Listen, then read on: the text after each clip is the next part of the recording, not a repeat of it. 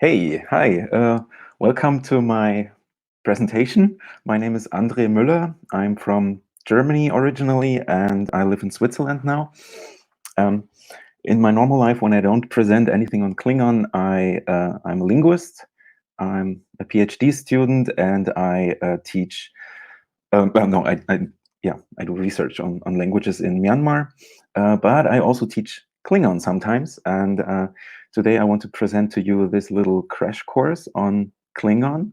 So it's not you will not learn the language here, but I will show you how the language works. Yeah. Okay. Yeah. So let's see what we have. The Klingon crash course, or as we would say in Klingon, the Klingon hol pakdenor chom. Yeah. So the Klingon, as you know, is the language, the fictional or artificial language invented for the Star Trek movies and the Star Trek television series. There are several of them. And it's spoken by the warrior race, the Klingons. You can see them up here. And yeah, you also see the capital of the Klingon Empire, basically, and a Klingon spaceship here. So just for you to know how it looks like if you have never seen Star Trek before or anything. Yeah. How did it happen that a movie or a movie series or a television series came to have a fictional language created for it? So it all started in 1979 when the first Star Trek movie came out, the motion picture. And the first one who created the words for the Klingon language was not the actual, as you could say, inventor of the Klingon language, but it was the actor that usually played Scotty in Star Trek. And he, because he had some affinities with languages, so he just invented a few phrases that they could use on screen, and he spoke them in. And Mark Leonard, who is actually more famous as the actor who plays Sarek, the father of Spock, played a Klingon captain in the first Star Trek movie. So he was the one who ended up saying the first Klingon sentences in the world, basically, we hear on screen. And these were the sentences. So, for example, there was "we cha" and "chashta" and "cha yerush," or "ech," or "shish bach," "juntach," and you can see the translations here as well. What's interesting is that at that time, Klingon was not invented as a language per se. So these words were just made as words. They didn't have any grammar or any grammatical structure. They didn't have any. There was no assigning of words and meaning. So James Doohan didn't think that, okay, well, let's see, we will be tactical screen and cha would be to display, like in the first example. But he just say like, okay, let's take 2 syllables and here 3 random syllables and so on. So we cannot call this a language yet. But a little bit later in Star Trek 3, 1984, The Search for Spock, Paramount Picture Studios hired an actual linguist from the US who used to work on the Mutsun language of California, which is also already extinct, Marc Okrand. He was hired to create a consistent language that includes all the stuff that is needed for a grammar. So grammar, vocabulary, and also much more dialogues for the movie. So we also have a lot of new dialogues and new words in Star Trek 3.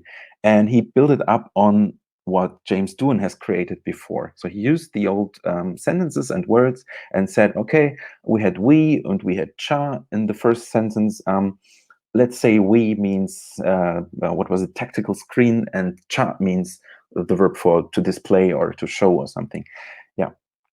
And he deliberately tried to create the language so that it was still pronounceable by the actors, but that it sounds exotic, and also that it works not like English. So it's not something that where you can just look up the words in the dictionary and then use them in an English sentence. So it's a bit more complicated.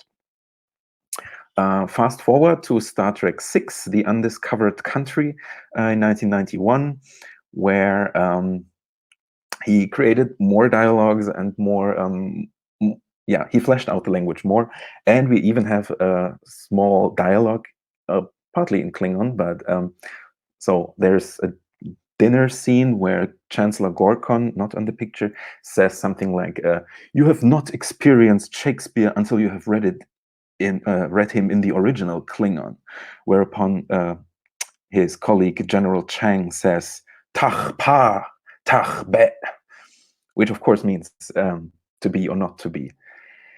So because at that time Marc Okrand had already published the book of the grammar and the dictionary, many people started learning the Klingon language, and some people started learning it and started speaking it, and also started translating stuff. So from this small dialogue, people have actually translated, and I can show it here, the Klingon Hamlet, or Hamlet if you wish, into Klingon. It's a book, it's bilingual in Klingon and in English. So that's quite interesting. Yeah, so this is basically the original work of Shakespeare. Yeah. Oh yeah. By the way, this is Marc Okrand, the guy on the left. The other dude there, that's me. I think it was like 10 years ago or 12. I don't know. Maybe 8 years. No, I don't know. Maybe it was like 10, 12 years ago when I met him, when he visited my hometown of Leipzig and gave a little talk on Klingon. And then we had a little dinner as well and talked about languages and Klingon, and also about his work on Mutsun, that language from California. So that was really cool meeting him. And I've also met him again afterwards during a Klingon meetup. So there are also those. Yeah, he produced several books.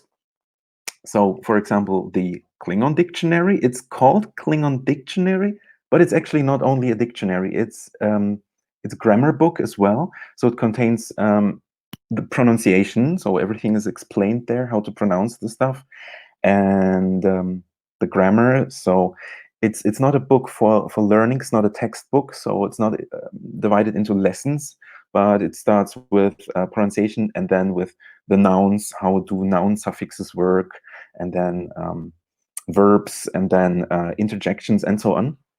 So it works like that. If you look for it online, it used to be like this white, the white one here. But nowadays they changed the layout a little bit, and it's red now. So looks quite interesting. There's also a German translation, originally from 1998. That's the year when I started basically learning Klingon.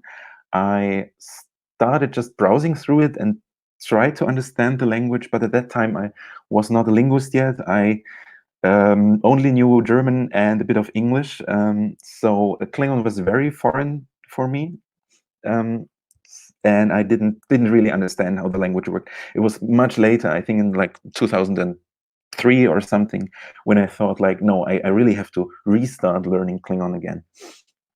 Yeah, but I used those books to do that. Marc Okrand also wrote a few more books. For example, The Klingon Way and Klingon for the Galactic Traveler, which is also very useful. So if you want to start learning Klingon, I strongly advise and suggest to buy these books. So the Klingon Dictionary and at least the Klingon for the Galactic Traveler, because this is like the basic grammar, everything, and like altogether maybe 2,500 words or something like that. So it's really the basic for it. There are further publications not produced by Marc Okrand himself, but by others, by the Klingon Language Institute and by fans who learned the language. For example, there's a translation of the famous Sumerian epic, the Gilgamesh, in Klingon Rilramesh. This is actually not only quite interesting for historical purposes, but it's also rather easy to read because it's relatively simple. The sentences are very short. Probably they were also that short in the Sumerian original, which I haven't read. Okay. But yeah, so I recommend this one. Then, if you're more interested in Asian literature, there's a translation of the Tao Te Ching in Klingon, translated as Pin-a kan pak denor, the teachings of the old master, Lao Tzu, right? Old master. There's also a very good translation of that one. And quite new, I think it only was published this year, is the Tapuk March, the Little Prince, or the Small Emperor's Child, basically literal translation, which is available as a book in Klingon and with a German retranslation. So that's also pretty good. I'm reading this now to improve my especially my vocabulary right now. Okay, or if you're not that much into reading, there's also Monopoly. You can play Monopoly in Klingon. It's also, every card is bilingual in English and Klingon. Yeah. So who speaks Klingon actually is something that many people would ask me. Well, Klingonists, there are about 20, maybe 25 fluent speakers in the world, and around 100 to 200, maybe a bit more, conversational speakers. It's hard to guess because there are a lot of beginners, but are they fluent yet or no? I'm personally not a fluent speaker. I would call myself conversational. I can have a conversation in Klingon, but my I know all the grammar, I would say, but my vocabulary is not complete. There are maybe around 4,500 words or so. I know maybe 1,000 or something between 800 and 1,000 or so. So I can have a pretty good conversation, but I couldn't give this presentation in Klingon, I think. There are two, well, let's say intergalactic meetings where you can go and practice Klingon in the real world. They also teach Klingon. They have courses, and you can meet fluent speakers there. So one is the qep'a, the major meeting, usually in Chicago, I think, or Indianapolis or something in the US. And the other one is the qep'om, which is the minor meeting in Saarbrücken in Germany. Interesting. Even though they are called a big and small meeting, basically, or major and minor, sometimes the minor meeting actually has more people coming there. Yeah. By the way, the major meeting is well, we have Corona this year, so it's not gonna happen. But I heard that it's probably being an online event. So, well, let's stay tuned. Otherwise, you can practice Klingon online in the Klingon Language Institute mailing list, or in Facebook groups such as Learn Klingon. Just search for it and you will find it. Many people can help you there. Or there's also the Bokwit, which is an app for the smartphone, for both Android and iPhone. Well, yeah. And also there's a Duolingo course. So if you like Duolingo, you can try learning Klingon there. And if you have Anki Droid or Anki, if you use that, you can also find some decks. There's one in German with the basic vocabulary. Just look for Klingonisch, and I think there's some English decks as well. So yeah. Okay, here's some pictures from the qep'om in Saarbrücken. So there's a language teacher, Lieven.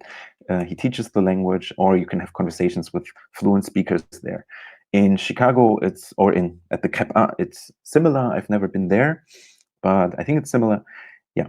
The woman on the left in the picture is actually, her Klingon name is Krov, and very interesting to know, she's actually the one who translated the Klingon dialogues for Star Trek Discovery. So those dialogues were not made by Marc Okrand himself, but by her. But nevertheless, it's complete and perfect Klingon. Okay. Oh yeah, right. I have mentioned that at the beginning. I also teach Klingon in Zurich, or sometimes in other places in Switzerland. So if you happen to live in Switzerland or near there, and you want to learn Klingon, look online. You will find the course that I teach there.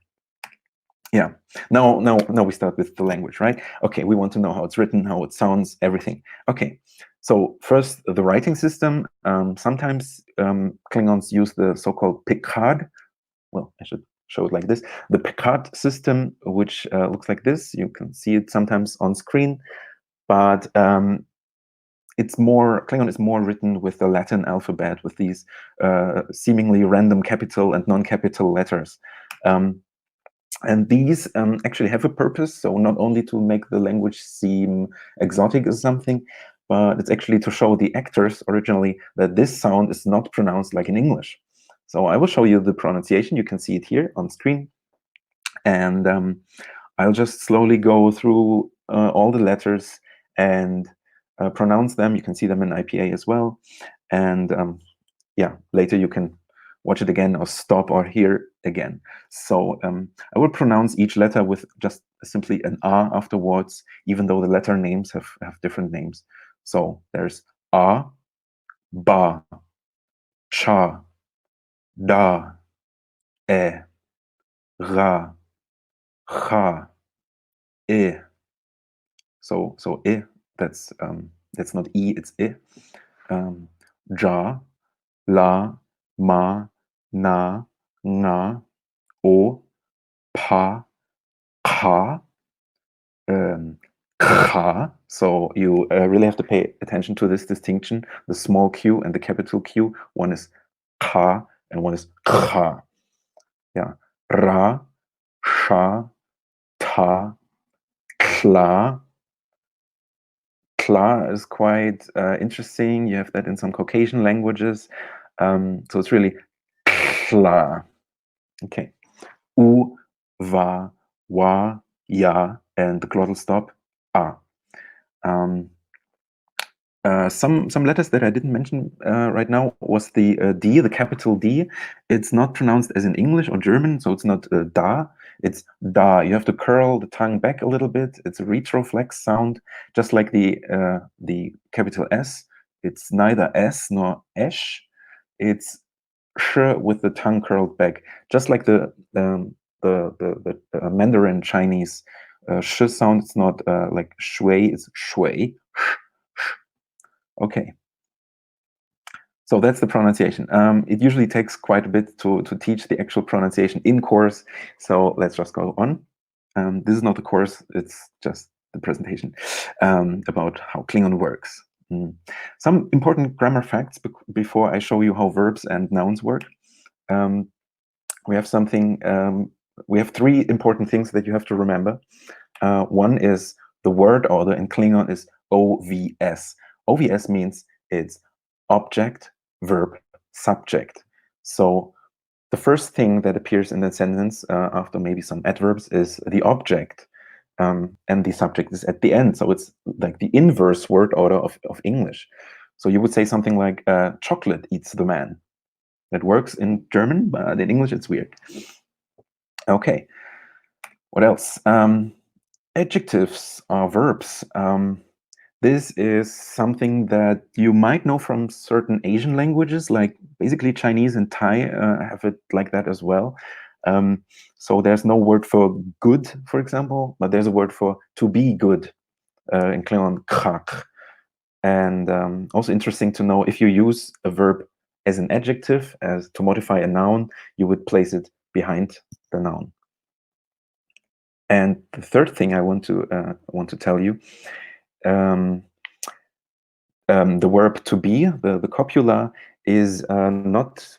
Yeah, there is no real copula, no real verb for to be in Klingon, but you use pronouns instead. So, for example, if I wanted to say something like "my father is a teacher," I would have to say, well, teacher, he, my father. I think something like that also happens in Arabic, but I'm not sure. Okay, so these are the three major things that you always have to remember when you try to construct sentences in Klingon. And now we go to the nouns. Nouns in Klingon can have several suffixes. So up to 5 suffixes can be attached to a noun.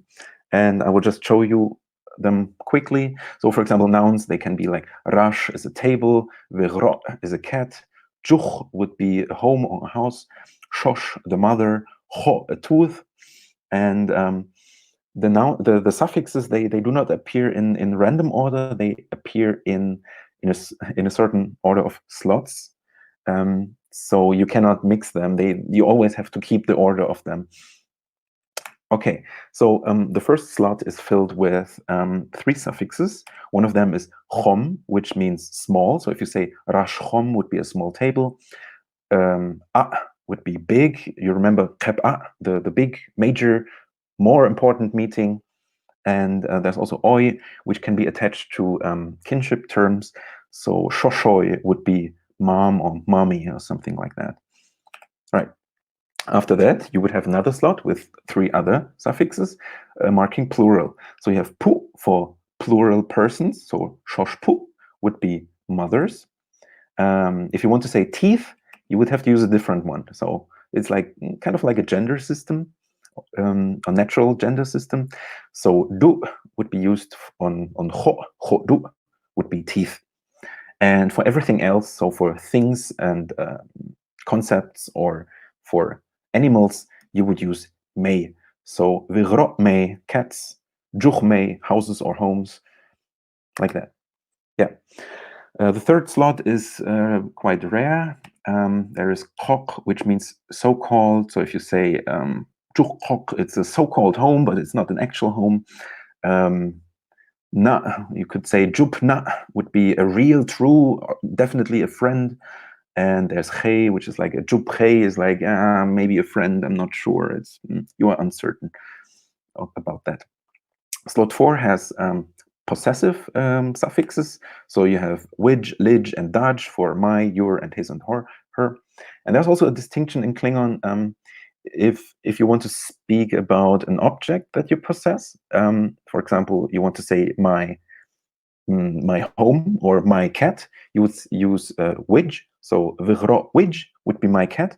But if you speak about a person, if you say something like your mother, you use the second row, so with the apostrophe at the end. So your mother would be shoshle.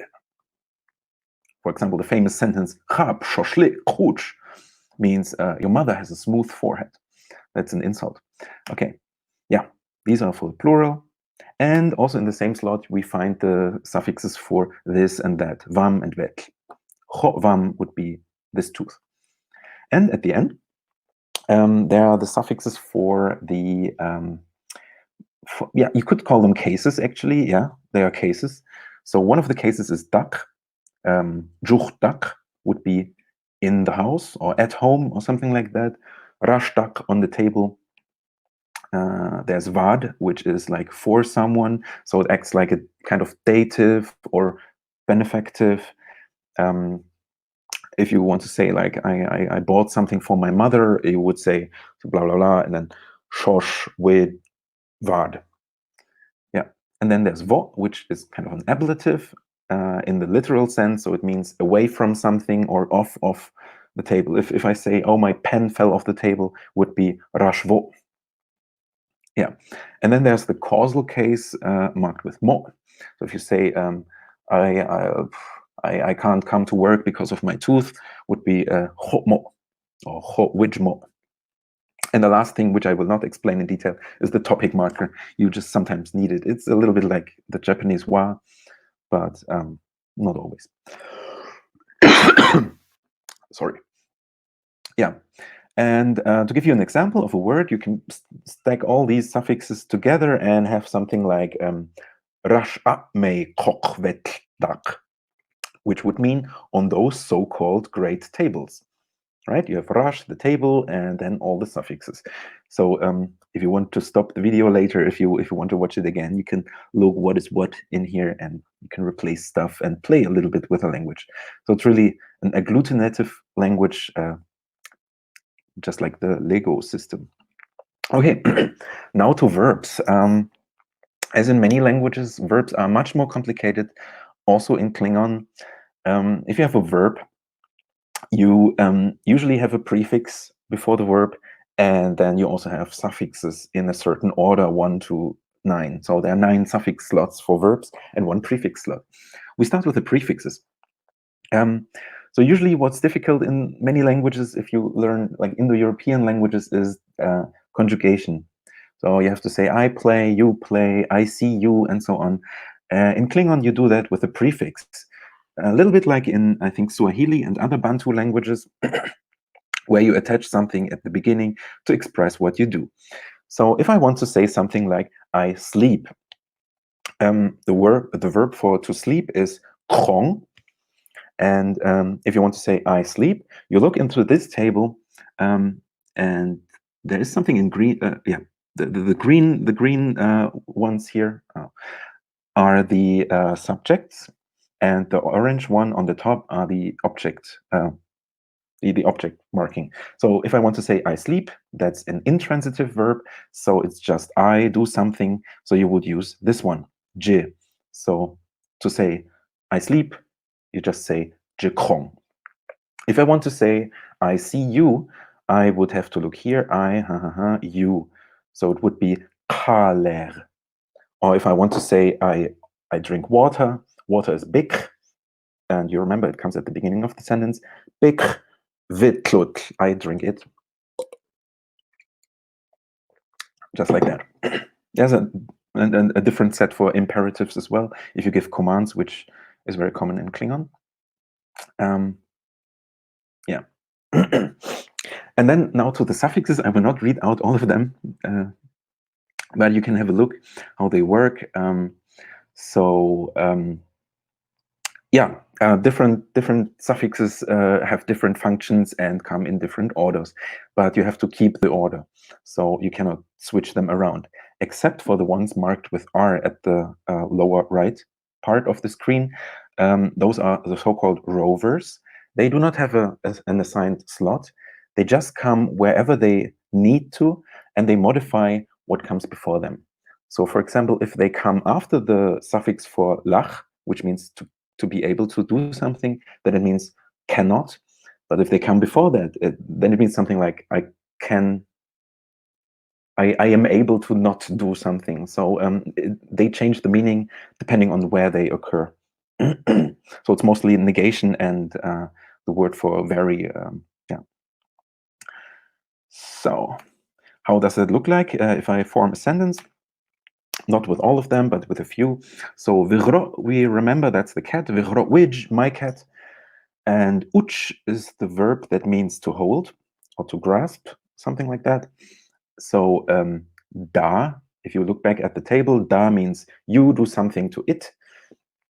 So which da uch, you hold my cat. Da uch ka would be you hold my cat again. Da uch ka lach, you can hold my cat again. And which da uch ka lach would be can you hold my cat again? So at the end of the verb that marks questions, yes, no questions. Okay. Some example sentences. Yeah, I think we want to know, we want to learn a few nice and easy sentences. Before I go into that, I often get the question, how do you say hello and goodbye in Klingon? And the answer is always the same.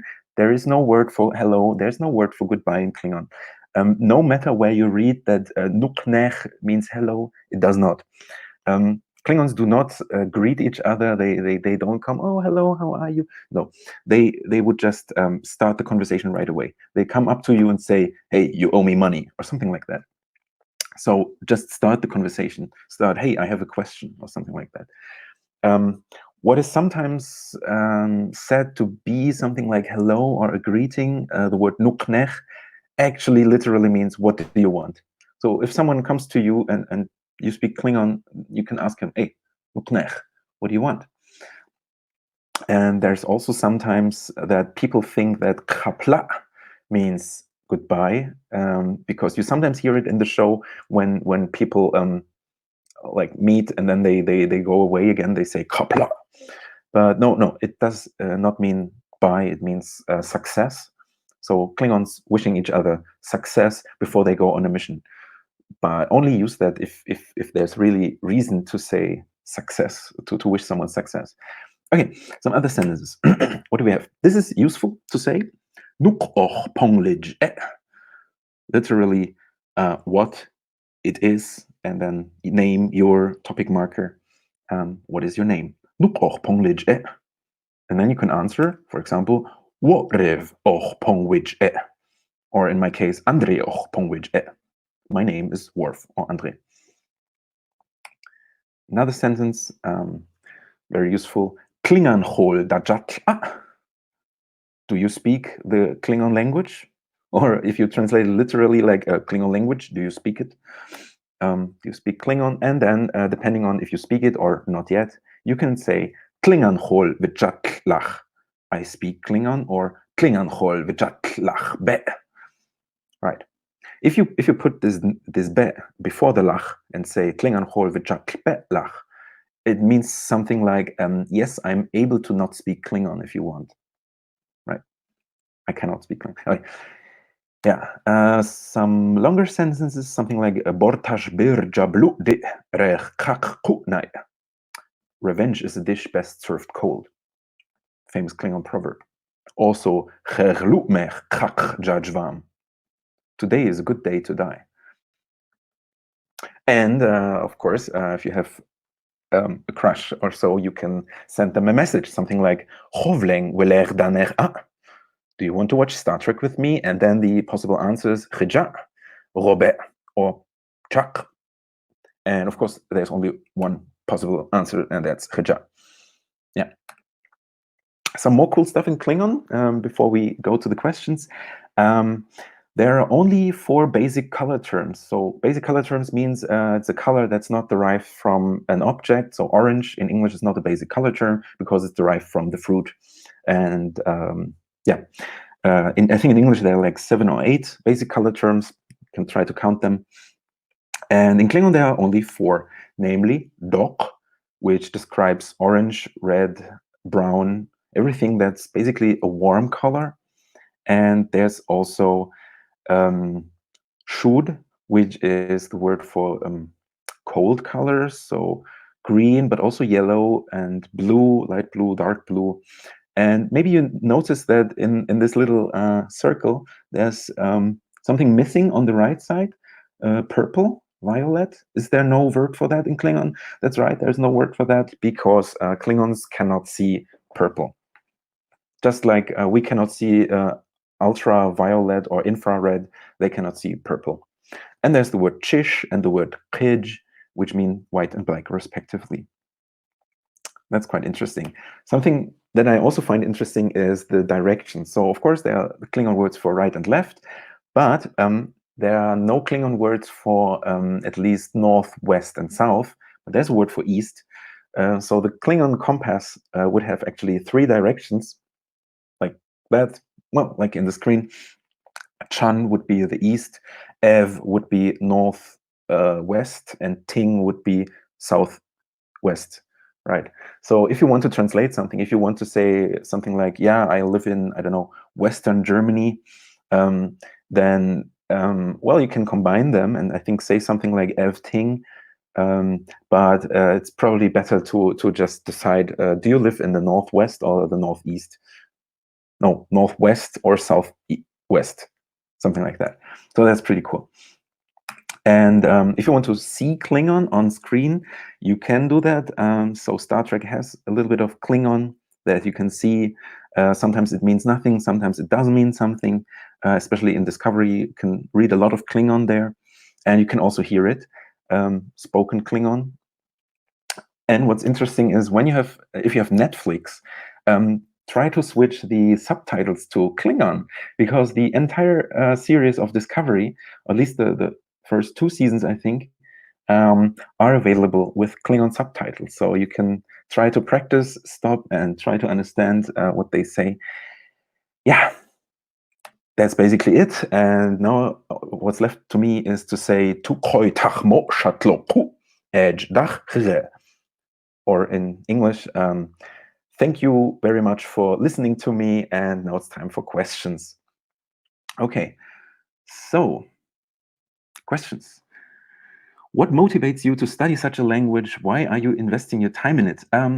So what motivated me back in 1998 was that I have always been a big fan of Star Trek, and I always liked languages. So at that time, when I saw that there's a dictionary and it's actually a learnable language, even though it's artificial, I thought like, oh, I really have to learn that. And it also helped me a lot because I started understanding basic linguistic principles like the causative, or I started understanding that languages can be very, very different. So I would even say that maybe Klingon motivated me to become a linguist. Yeah. Next question. Is there an intergalactic council that approves, translates new words for these different books if the word doesn't exist in the current dictionary? That's a very good question. There is the so-called Klingon Language Institute, but they are not allowed to invent new words. The only person who can invent new words is Marc Okrand himself. And so he does so in several publications, but also in some emails. So some people have asked him, hey, Mark, I need a word for sheep, or I need a word for this and that, and then he might answer and give you a word for that. Once when I had a birthday, he even like gave me as a kind of birthday present the Klingon word for Myanmar, the country, as the Klingon word is Myanmar. Yeah, so only he can do that. Next.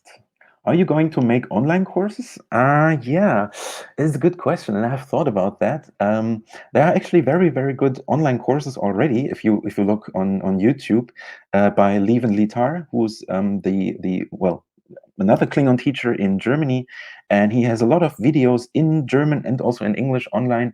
I think you can start with those. Yeah, I have thought about making online courses as well. I have to consider that. Maybe, yeah.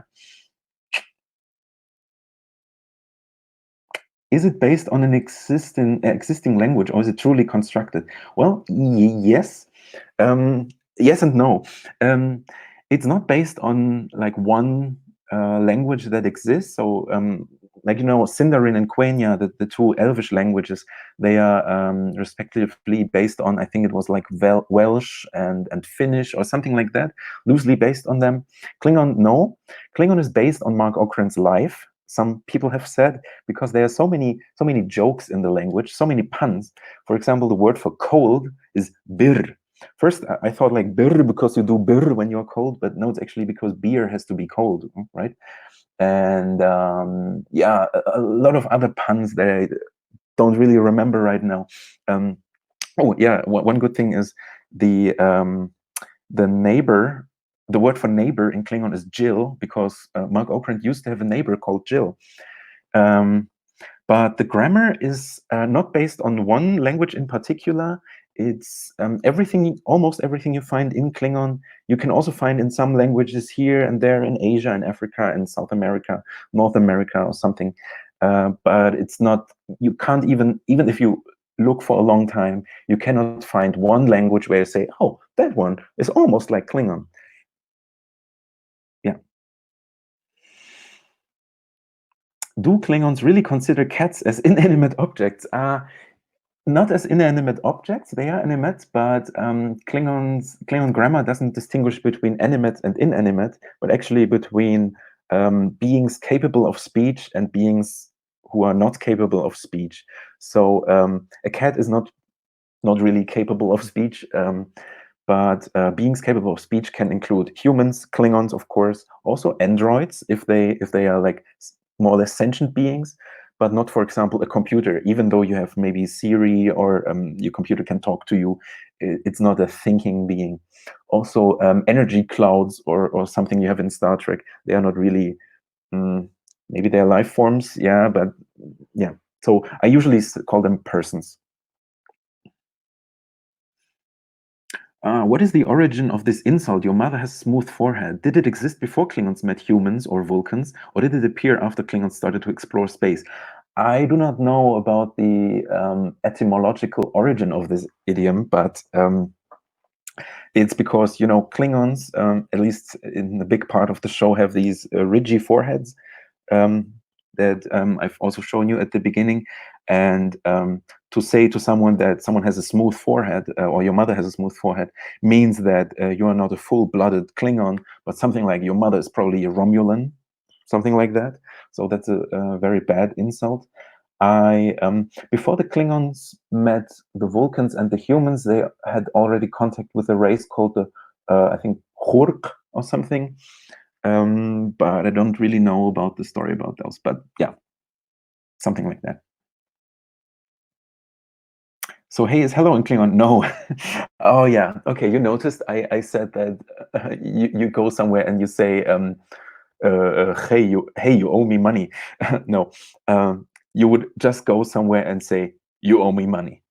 So there's no word for hey, but there's a word called toch, which means something like well, so. So you could go to someone and say toch, and then you owe me money, or let's kill some Romulans, or something like that. So there's no word for hey or hello. What is the typical demographics of Klingon speakers? Age, gender, education, other interests? Well, other interests, I've noticed they are mostly interested in Star Trek. Well, surprise, surprise. But also in computer stuff, science. So a lot of them are programmers, I've noticed. Many of them have something to do with languages. Education, I wouldn't say that most of them are highly educated, because there are also some people who are just fans of Star Trek and they like learning languages. Gender, I would say it's pretty equal. So they are in my courses as well. Sometimes I get the weird question, are there also women in your course? And I think like, yeah. Sometimes there are more women than men in the course. Sometimes there are more men than women. Usually I would say it's around equal. The age, it also depends. It goes from 14. I think I had one guy who was 14 or 15 in my course. And well, there are people who are like in their 60s, maybe 70s even, I don't know. So it really goes through all the ages and genders and everything. What is the typical reaction of other people when they hear that you speak Klingon? Usually they laugh and they say, "Oh my God, why would you learn that?" And I explain them why I learned it in the first place. Also, some people react a bit negatively and say, "Wow, that's a waste of time. Why didn't you learn a real language?" And then I say, "Well, I did learn 10 other real languages."